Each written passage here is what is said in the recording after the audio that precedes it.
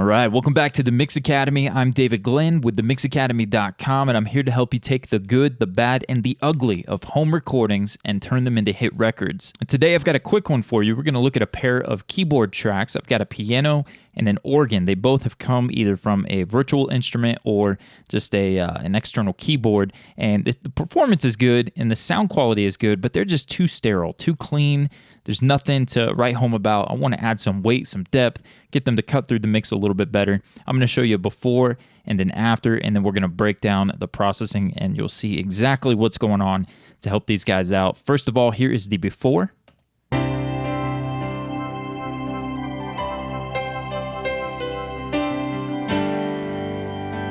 And the after.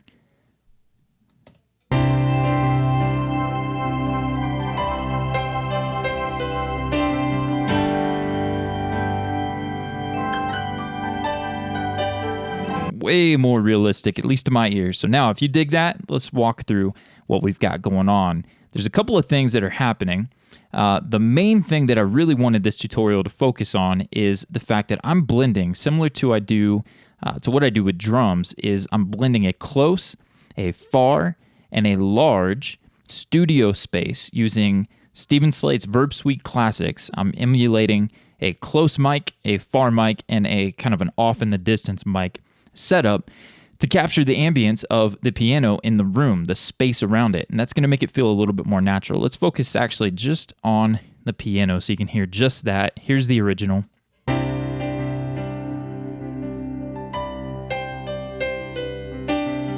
And then I'm going to play the original, but then I'm going to unbypass. I'm going to engage each of these, the room mics.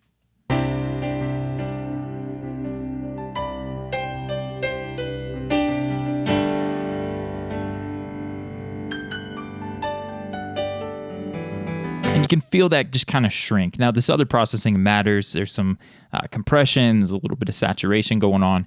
But let's first start by showing you my template includes the Bricasti close, the far, and the large wooden room. And simply, we're going to pull up in Slate's VSC, and you can see there the FGBM7 Rooms 1 Studio B close. Those are the settings, and this is just going to give us that kind of close emulation. Here we have the far. There's the settings for that. And then the large wooden room, just using varying amounts of that. I do this all the time. You can see this is up here in my drum folder. It's because I do this with my drum overheads. You can go ahead and show that off here and show what a difference it makes. Let's turn the piano off so you can really hear the room up here. And we'll turn them off and then on.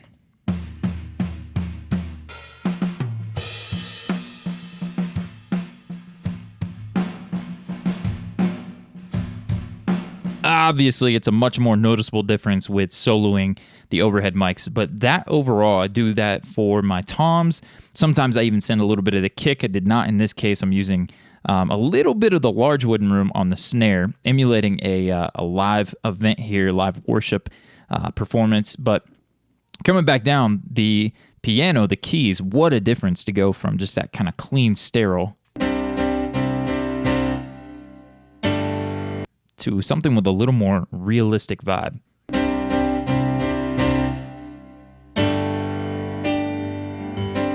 Much more believable that was done in a studio. Now, you may say, in context with all this stuff going on, I should have probably played the track for you. Shout out to Brandon Johnson for sharing it with us. My man Kevin Taylor coming to me for the tutorial. Take a listen in context. Probably not going to hear it that big of a difference, at least, when everything's happening. Let our soul, be your anthem, glory now.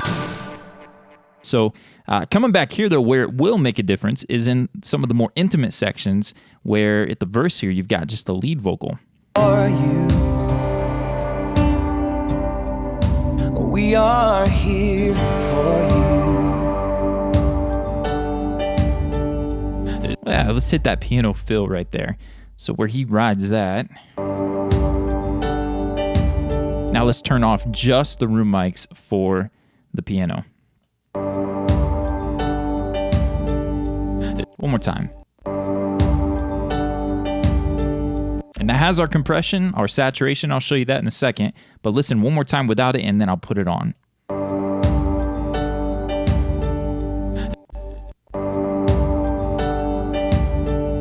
let your breath. Oh yeah, you can just feel that extra little bit of air around the piano. I love that.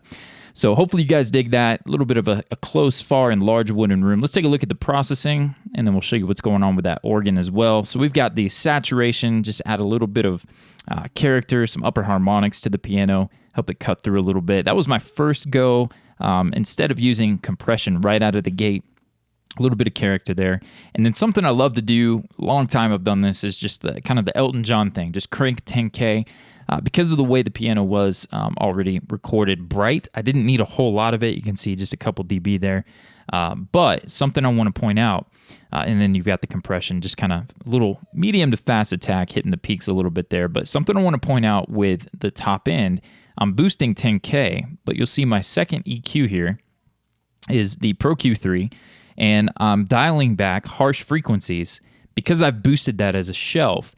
I want to come in and just kind of control anything that's going to get that piercing effect to the ear, especially when you're trying to get that piano to cut. You boost top end for days. You want to control those harsh frequencies. And for me, 3 to 5K is almost always something I'm going to go and listen to. Check out the video. I've got a whole video explaining how to control mixes, prevent harsh mixes. And check that video out. I'll link it above. But this 3 to 5K, even just 2 or 3 dB can make a big difference. So let me hit play, and I'll select these two bands, and I'll turn them on and off. I wonder if it'll let me do that for both of them.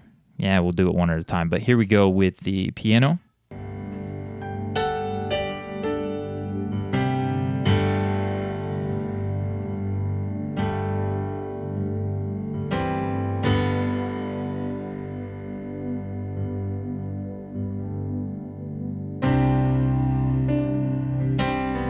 Much smoother. So just a little bit to kind of protect the eardrums from any piercing frequencies, anything to get kind of whistly and get out of control.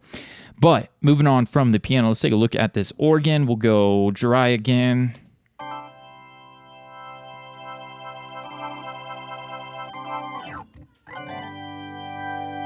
Woo!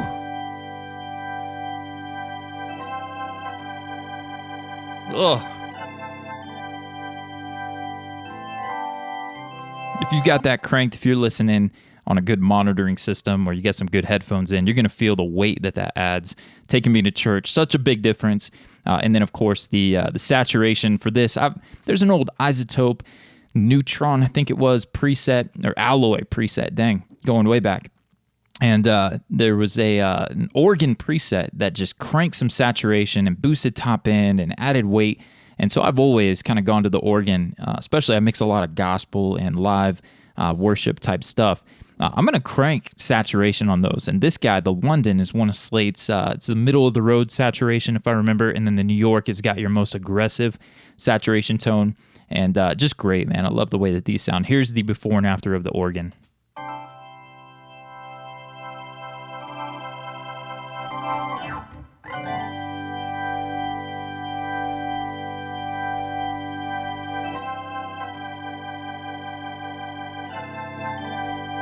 Adding some upper harmonics just gives it a nice little bit of character. Probably be better to find a...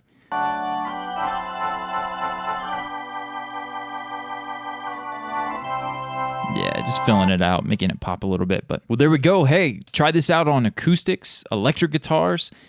Like we showed today, the keyboard, the organ, piano tracks, synth tracks. You want to add a little bit of that recording studio vibe to them. Obviously, it works on drums. Hopefully, this will inspire you to take it, use it on your next mix. If you enjoyed this tutorial and want to learn how to take average or even poor recordings and turn them into great mixes, then I want to invite you to my free mixing masterclass. It's called The Top 10 Secrets to Getting Professional Mixes, and as a bonus, I'm including my 6 Steps to 6 Figures workshop to show you how I went from an amateur with no clients all the way to a working professional making over 6 figures from mixing records. All you have to do to begin watching is click the link below this video and you'll be taken to the free masterclass. Thanks again for watching. Don't forget to drop a like, subscribe for more free mixing tutorials, and I'll see you in the next one.